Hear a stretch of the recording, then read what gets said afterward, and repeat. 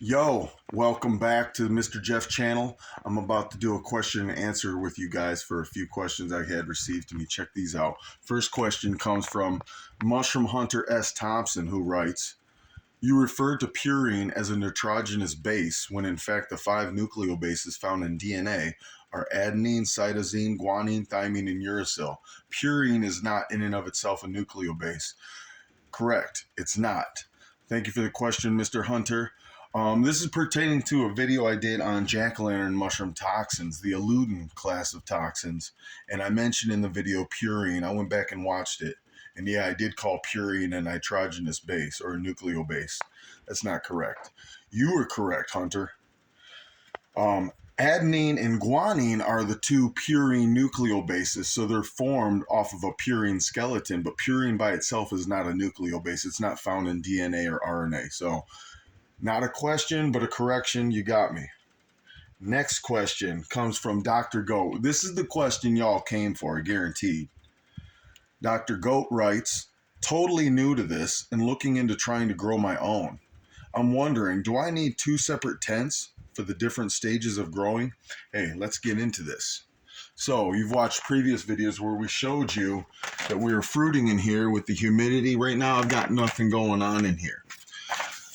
But when it's running, we've got the humidity, we got climate control, because for fruiting conditions, it really doesn't match the building that we're in as people. My ciliating stage, though, check these out. These are just sitting on a rack, and it's 72 in here. And we're not adding humidity in here. If anything, it's kind of dry. Ooh, look at this great white wild oyster. My, I'm once bitten, twice shy, babe.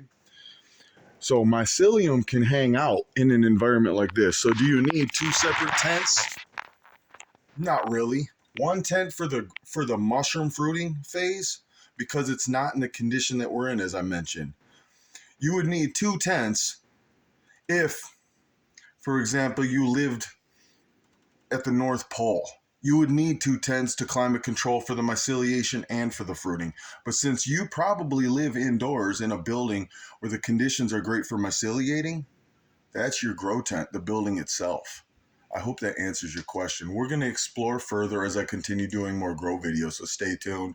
Hey, if you're watching this as a new timer, go ahead and hit that subscribe button. If you like these answers so far, hit the like button. Last question comes from Sammy the Seal, who writes, what's your favorite mushroom, Mr. Jeff? Ooh, I get to do a little show and tell. Now, obviously, I knew these questions, so I prepped for this. Oh, check out this bag. Little mushroom hunting bag I got. Canvas. Watch out for snakes. Done by a local artist from Selinsgrove. Go check out Face Monster. All right, look at this guy. Fomitopsis betulina, aka birch polypore. This is probably my favorite mushroom just because of its long, extensive history it has with humans and its uses. This is a variety pack.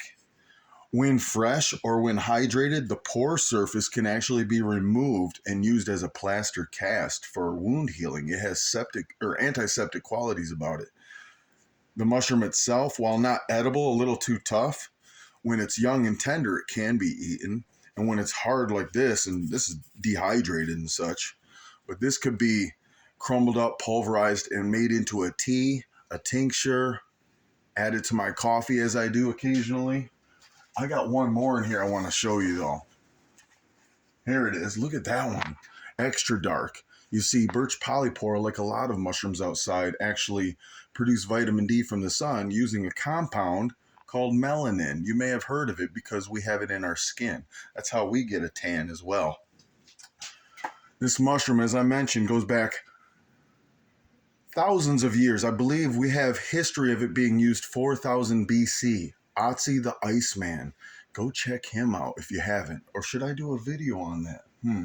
I don't know. But until next time, thanks for watching this video. Peace.